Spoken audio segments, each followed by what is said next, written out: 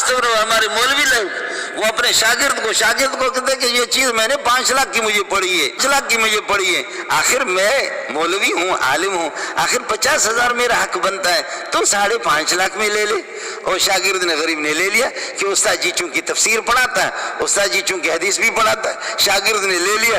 बाद में शागिर्द को पता चल गया कि उस्ताद जी ने 2 लाख में लिया था और झूठ बोला, कहा कि 5 लाख में मैंने लिया। आपसे ज्यादा हरामखोर तो मौलवी है, समझे?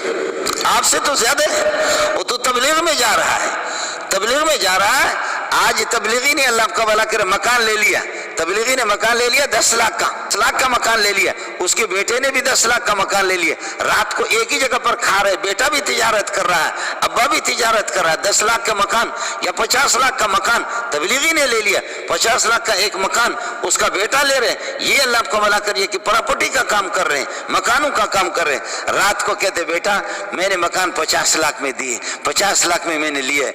बेटा मैं 60 लाख में आपको मैंने बेच दिया, ले लेंगे बेटा? बेटा कहते, जी अब्बा मैंने 60 लाख में ले लिया। अब्बा ने, बेटा कहते कि अब्बा जी मैंने 50 लाख में मकान लिए, अब्बा जी मैं 50 लाख में, अब्बा ने मैंने आपको बेच लिया, मैंने उसको 60 लाख में आपको बेच दिया, 65 लाख में आपको बेच दिया। अब्बा ने इधर 50 का लिया, बेटे को 60 का दिया। हालांकि ये एक आम सौदाओं का, ये पैसा सारा इनके घर को आएगा।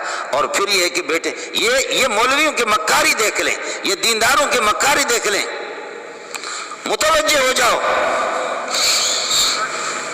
तबलीगी साहब मकान लेता 50 लाख के, बेटे ने भी 50 लाख का लिया।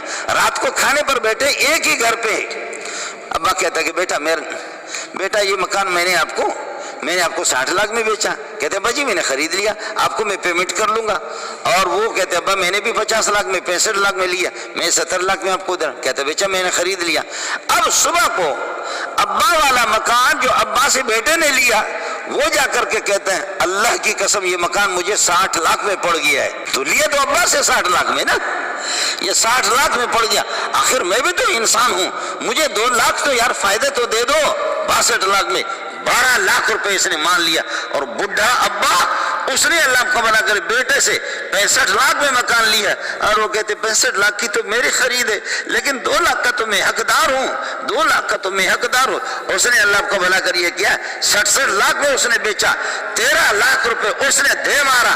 12-13 लाख रुपए अब्बा, ये सारा पैसा इन्हीं के घर में आ रहा है। इस किस्म का मक्कार, कहाँ गई तुम्हारी तबलीग, कहाँ गए वो, ये मक्कारी तुम कर रहे।